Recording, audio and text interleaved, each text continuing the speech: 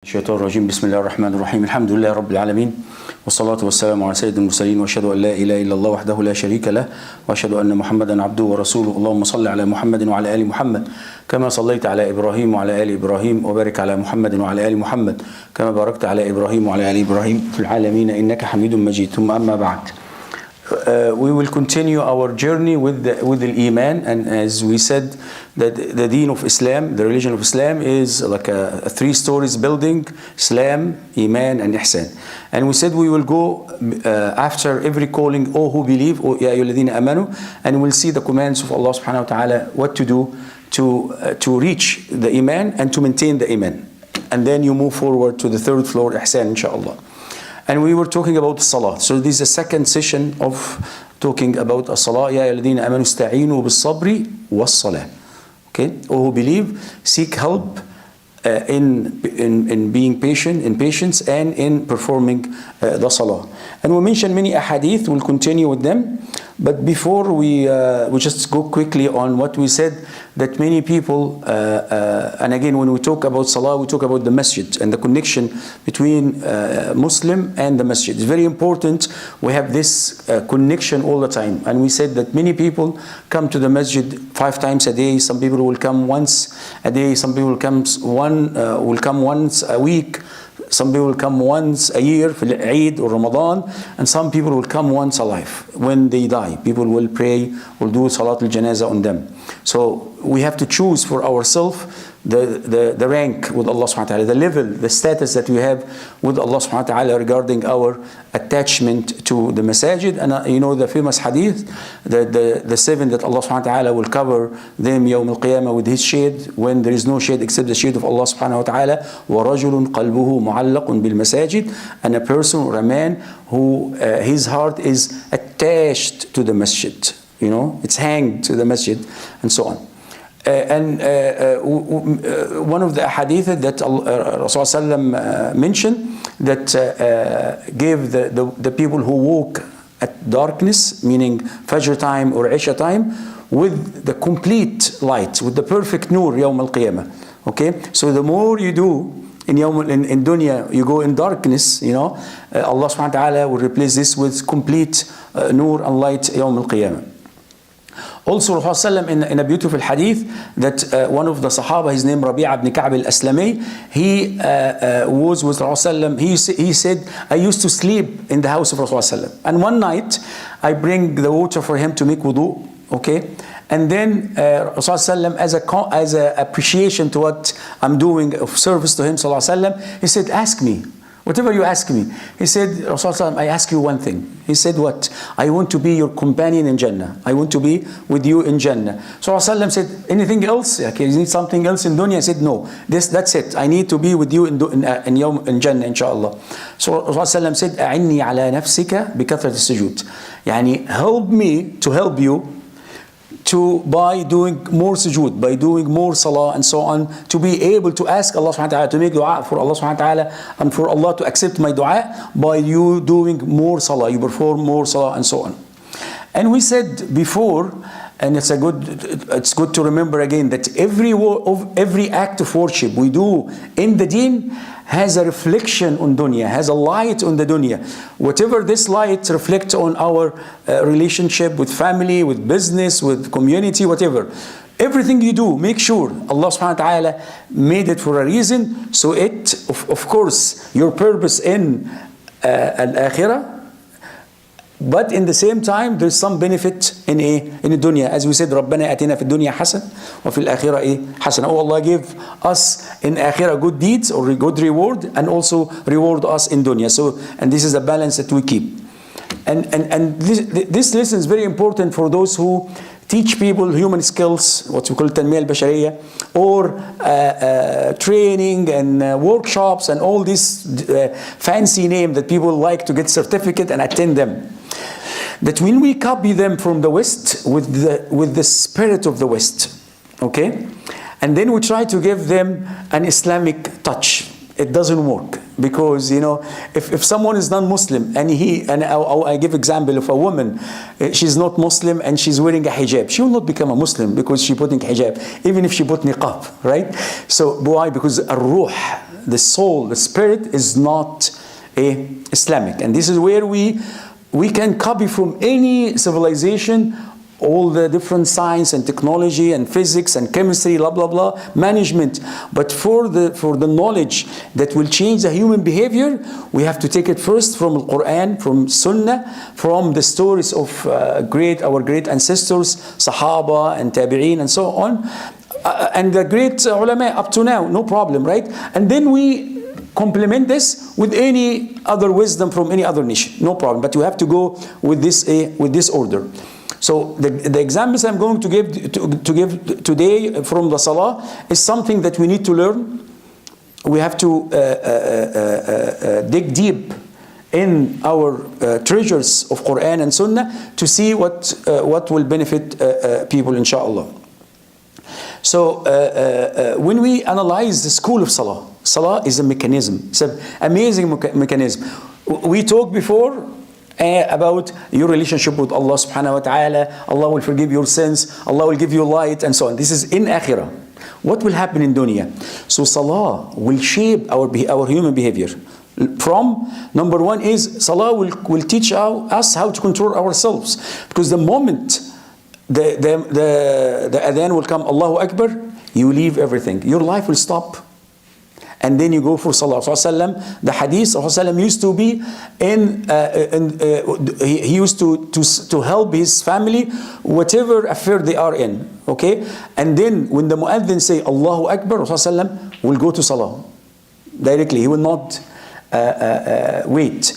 So, and this will learn us how to make priorities in our life, because Salah, Allahu Akbar, Allah is greater than anything. So this will teach us how to make priorities, how to go for the most important goals in our life. Salah also teach us how to respect time, how to be on time. We're always late, and they blame it on Muslims and on Arab and so on. No. Islam, inna salata kanat ala al-mu'minina kitaban mawquta. Salah was made obligatory upon us as a time-based ibadah, as a time-based act of worship.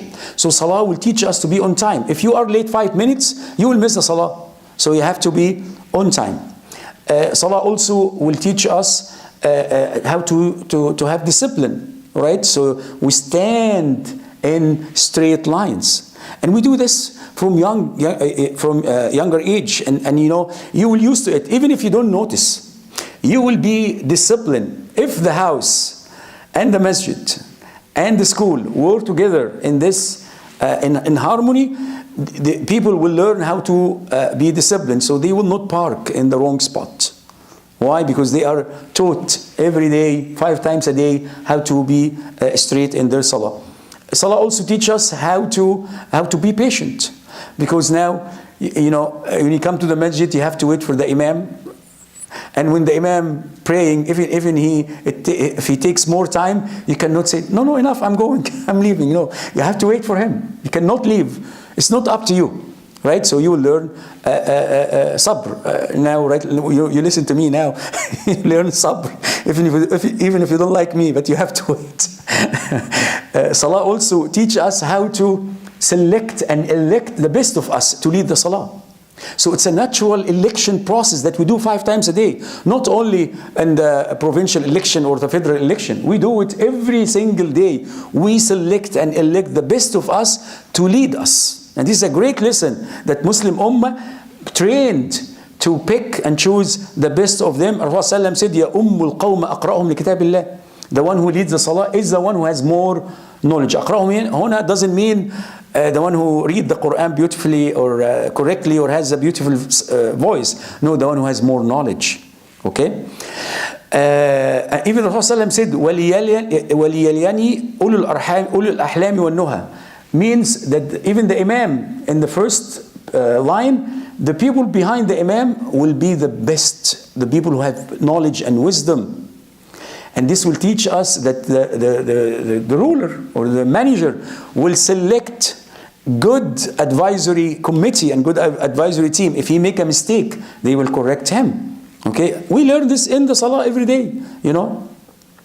Salah also teaches us how to follow the Imam, how to be a good follower to the Imam.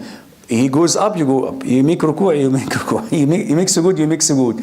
And you follow him. Salah also will teach us harmony because we work together. We go up and down at the same time. So this will teach us the teamwork and harmony with the team. Salah also will teach us that the imam will, if he have to take care of the people behind him. So if there is an old man or sick people, he has to make his salah shorter. As the Prophet said, إِذَا صَلَّى أَحَدُكُمْ بِالنَّاسِ فَلْيُخَفِّفْ. If someone going to lead the salah, make it easy for people. فَإِنَّ فِيهُمْ الضَّعِيفُ وَالسَّقِيمُ وَالْكَبِيرُ. There could be an old man or a sick person and so on. So this will teach us that the imam, the leader, whatever you are, the head of state or a manager, you will take care of the people behind you, the people you are managing, that you give him a task that he can perform. Subhanallah, it's a beautiful, there's a lot of lessons that we can learn from salah, and this is what I'm encouraging everyone. When you teach people,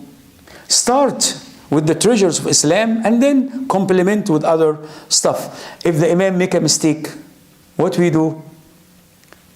Number one, we monitor him. الأمة تراقب الحاكم. The ummah, the sha'b, the people, we are, observing the hakim. It's not we are sleeping in the salah. No, we are awake. We are focusing on what he's saying or in the actions that he's doing. If he make a mistake, we correct him right away. And what the imam will do? Will follow us, will listen to us. As long as he notices or he knows that he made a mistake, he will not say, "Ana rabbukum al-a'la," I am your ultimate Lord. No, he will say, I made a mistake, and he will make sujood to apologize for his mistake. And this is how the managers, how the leaders, how the rulers should be. They should be willing to say sorry when they make a mistake.